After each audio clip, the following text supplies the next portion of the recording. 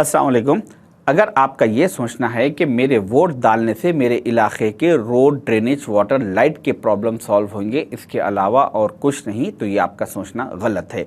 क्योंकि आपका वोट ही ये तय करेगा कि 4 जून के बाद इस मुल्क में, दिल्ली में एक सेकुलर हुकूमत कायम होगी या एक फ़िरका परस्त हुकूमत बनेगी। आपका वोट ही ये डिसाइड करेगा कि आपके बच्चों को इस मुल्क में तालीम याफ्ता बनाया जाएगा या तालीम से महरूम रखा जाएगा। आपका वोट ही ये तय करेगा कि इस मुल्क में आपको अपने मज़हब पर खुले आम अमल करने की इजाज़त रहेगी या इजाज़त नहीं रहेगी। आपका वोट ही ये तय करेगा कि 4 जून के बाद ये मुल्क फ़लस्तीन के उन मज़लूमों के साथ ठहरेगा या इज़राइल के उन जालिमों के साथ ठहरेगा। क्योंकि आपने देखा कि इज़राइल और फ़लस्तीन में जब झगड़ा शुरू हुआ, उसके बाद इस मुल्क के प्राइम मिनिस्टर 7 अक्टूबर 2023 को खुले आम उन्होंने इज़राइल के साथ तायीद का ऐलान किया। उसके 2 दिन के बाद CWC की कांग्रेस की मीटिंग हुई। उस मीटिंग के बाद राहुल गांधी जी ने ये खुले आम ऐलान किया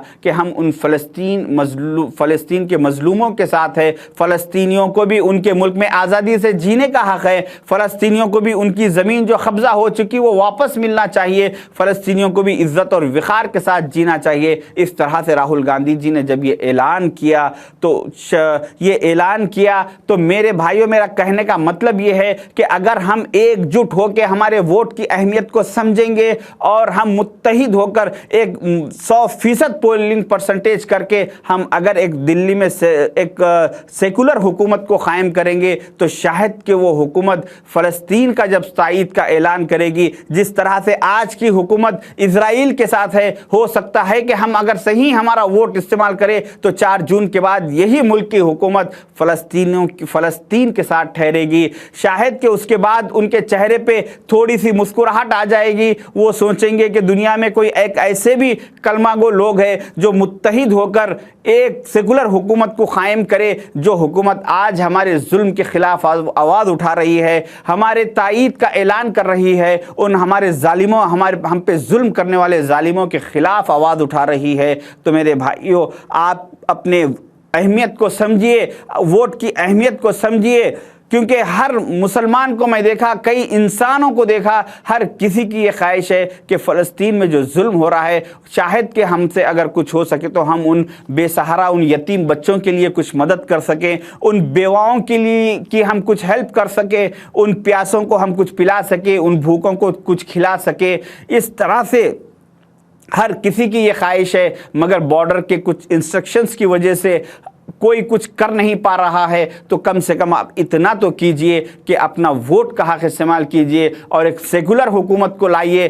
सेकुलर हुकूमत अगर तायीद करती है फ़लस्तीन की, अगर आपको अंदाज़ा होना चाहिए कि भारत का दुनिया में बहुत बड़ा मुकाम है। अगर ये मुल्क, अगर फ़लस्तीन का अगर हुकूमत तायीद करेगी तो हो सकता है कि यूनाइटेड नेशन में भी इज़राइल पे प्रेशर पड़े और उसके बाद इज़राइल को अपने जुल्म से पीछे हटना पड़ेगा। इसीलिए आपको समझना चाहिए और मुत्तहिद होकर एक सेकुलर हुकूमत को लाना चाहिए। क्योंकि इससे पहले भी आप लोगों ने शायद कि देखा होगा कि 25 अगस्त 2017 को बर्मा में जब मुसलमानों का कत्ले आम शुरू हुआ, आंग सांग सू जो एक जालिमा औरत थी, उसकी मौजूदगी में उस मुल्क में जब हज़ारों लाखों मुसलमानों का कत्ले आम हो रहा था, उस वक्त सारी दुनिया उसके खिलाफ आवाज़ उठा रही थी, उसके मुंह पे थूक रही थी। सारी दुनिया उसके खिलाफ हो चुकी थी। सारी दुनिया के प्राइम मिनिस्टर्स उससे कह रहे थे कि आप इंसानों का कत्लेआम रोकिए। मगर उस वक्त 24 जनवरी 2018 को इस मुल्क के प्राइम मिनिस्टर उसके मुल्क बर्मा को जाते हैं, उसके घर जाते हैं, उससे मुलाकात करते हैं और उसके साथ फ़ोटो खिंचवा के अपने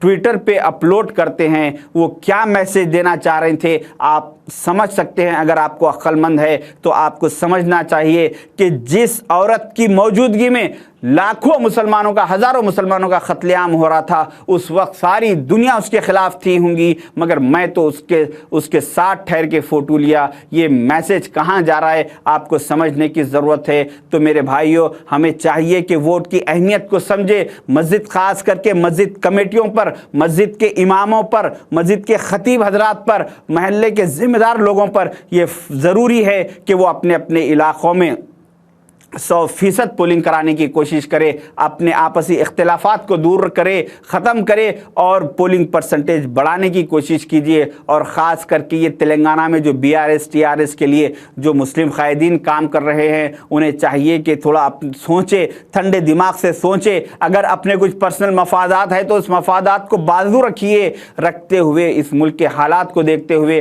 یہ ملک کا یہ مقام ہے دنیا میں کہ اگر یہاں پر ایک سیکولر حکومت ہوگی تو اس ملک میں بھی امن قائم ہوگا، ساتھ ہی ساتھ دنیا میں جہاں پر بھی ظلم ہوگا یہ ملک وہاں پر اس ظلم کے خلاف آواز اٹھائے گا۔ تو اگر یہاں پر سیکولر حکومت آئے گی تو شاید کہ ہندوستان کے ساتھ ساتھ ساری دنیا میں امن قائم ہونے کے چانسز رہیں گے۔